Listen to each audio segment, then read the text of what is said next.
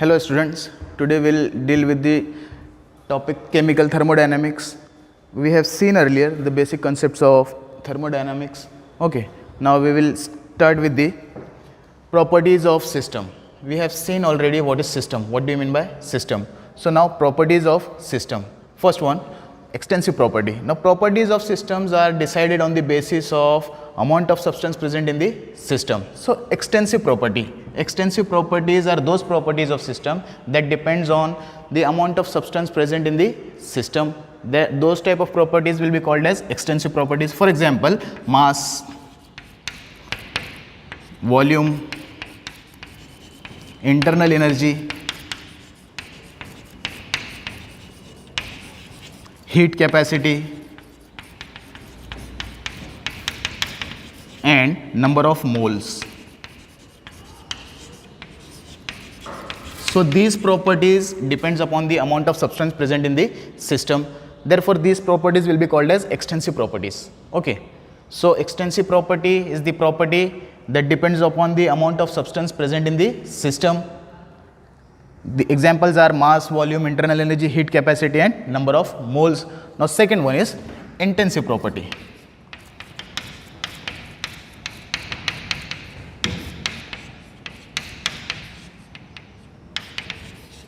Intensive property. Now intensive property is opposite of this extensive property. So intensive properties of the system are those properties of the system that are independent of the amount of substance present in the system. For example, temperature, pressure, melting point, boiling point, surface tension. So these are the properties which are independent of the amount of substance present in the system. So there are two type of properties of the system. First one is extensive property and second one is intensive property. Extensive property depend upon the amount of substance present in the system, and intensive properties are independent of the amount of substance present in the system. So these are the properties of the system. Now next topic is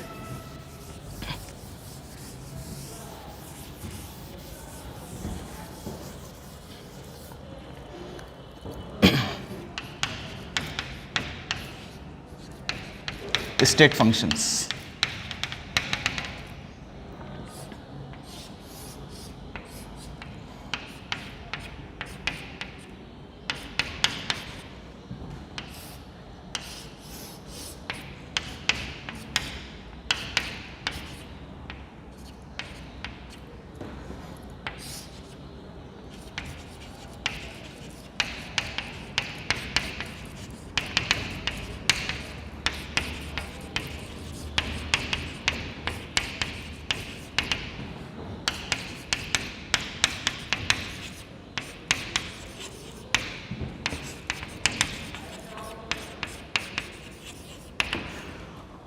Now let us understand what is the state function.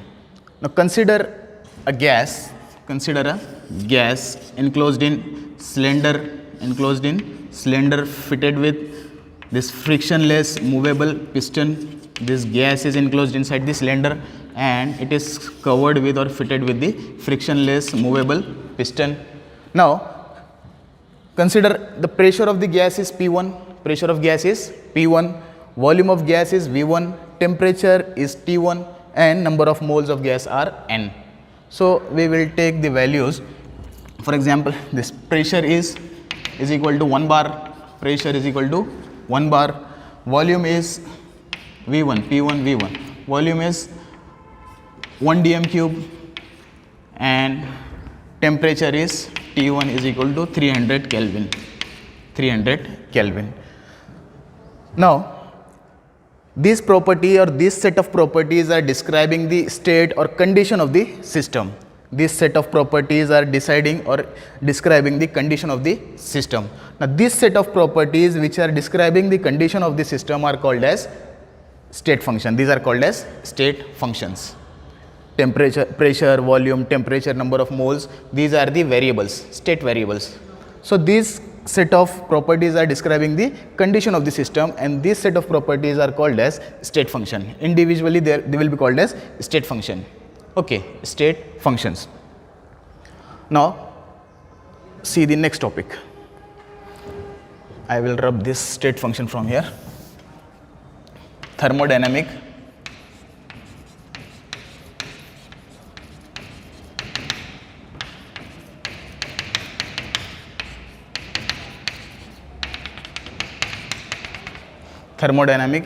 equilibrium.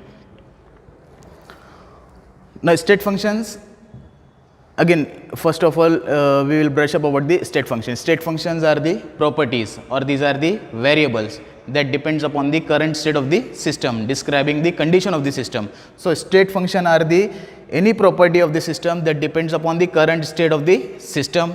It is not concerned about the previous history of the system. It depends only upon the current state of the system. Now, thermodynamic equilibrium condition or thermodynamic equilibrium. Now, again consider this gas enclosed in cylinder fitted with frictionless movable piston. Now, as long as this piston is motionless, the properties P1, V1, T1 will remain constant. It will remain constant. It will remain unchanged. Okay. Now, if this piston will start to move upward towards the outer side direction, we can say that the gas or volume of gas will increase. Now, pressure over the piston has been lowered. It has been decreased. The pressure has been lowered from 1 bar to 0.5 bar, 1 bar to 0.5 bar. The pressure has been decreased. Now, due to decrease in pressure, this piston will move towards the outer side and the volume of the gas will increase. So, volume of the gas will become from 1 dm cube to 2 dm cube. It will become 2 dm cube. Okay, temperature remaining constant. Temperature is maintained at 300 Kelvin. So, the piston is moving towards the outer side. The volume of the gas is now increasing. Now, in another condition, piston is moving towards the inner side. The volume of gas will decrease. Now, consider this piston is in continuously moving, or it is in continuous motion. Now, we cannot specify the values of these state variables at that condition where the piston is continuously moving. Okay, at that condition, when the piston is in continuous motion, we cannot decide the values of these state variables. Now, after certain time, the piston will start to it will stop moving. Okay, after the stopping the motion of the piston, the system will attain new state. It will attain new state where the values of these variable will be changed. It has become P2, P1 to P2, V1 to V2, and temperature remaining constant. So, two state variables are changed. Two state functions are now changed. The system has attained new equilibrium state. Where now thermodynamic equilibrium. The thermodynamic equilibrium is the state where state function do not change with time. Now, piston has stopped its motion. It will attain new state or new thermodynamic equilibrium state where the state function will remain constant. It will remain unchanged. So, thermodynamic equilibrium is the condition where state function do not change with time. So, this is the thermodynamic equilibrium condition. Thermodynamic equilibrium condition is that condition where the state function do not change with time. It remains unchanged. Okay. Next topic, we will see next topic.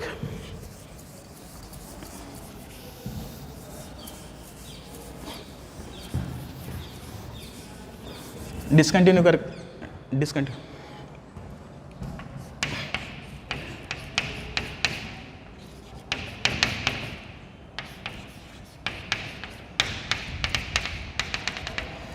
Process and its type. Next topic is process and its type. Now, first of all, you need to understand what do you mean by process. Process means transition from one state to another state. Transition or changes from one state to another state will be called as process.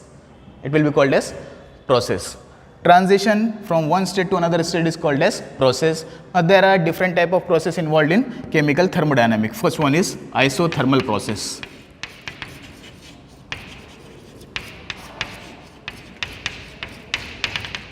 Isothermal process. Now, in isothermal process, the temperature of the system remains constant throughout the transformation. In isothermal process, the temperature of the system remains constant throughout the transformation. Delta T is equal to 0. Delta T is equal to 0. Now, in order to maintain the constant temperature, heat can be absorbed from the surrounding to the system. Heat can be released from the system to the surrounding. In order to maintain the constant temperature, we say that in isothermal process, the temperature of the system remains constant. If the process is exothermic, heat will be released from the system to the surrounding. If process is endothermic, heat will be absorbed from the surrounding to the system in order to maintain the constant temperature. So isothermal process is the process where the temperature of the system remains constant throughout the transformations. So first one is isothermal process, second is isobaric process.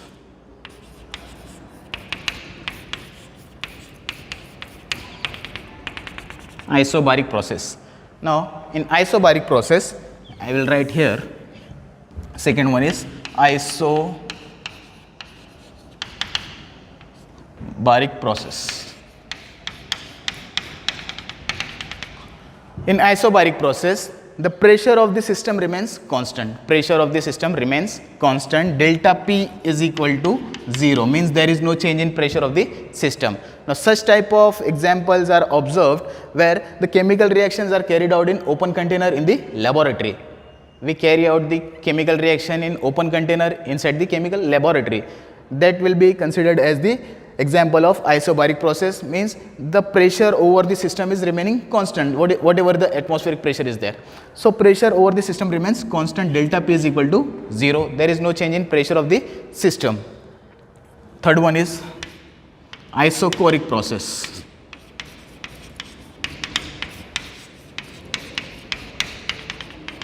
Now, in isochoric process, the volume of the system remains constant. There is no change in volume of the system. Delta V is equal to 0. Now, such type of examples are observed where the chemical reactions are carried out in closed container. If we carry out the chemical reaction in closed container, there will be no change in volume of the system, and those type of process will be called as isochoric process. The fourth one is adiabatic process.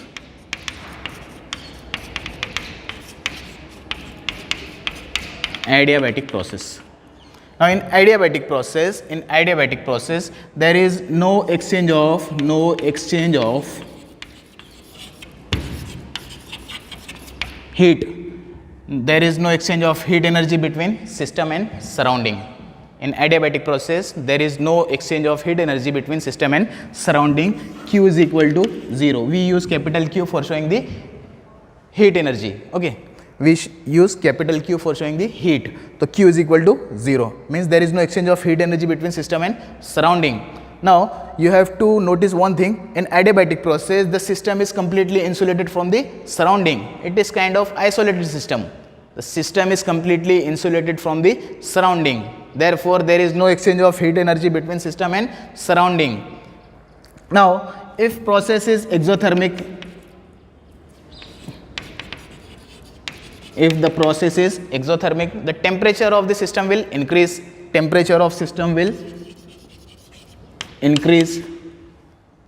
In adiabatic process, if process is exothermic, reaction is exothermic, the temperature of the system will increase. If process is endothermic, the temperature of the system will decrease. If process is endothermic, the temperature of the system will decrease. Now, this may result in either increase or decrease of internal energy. So, these were the topic we have to study today. We will continue remaining topics in next lecture, inshallah. Thank you.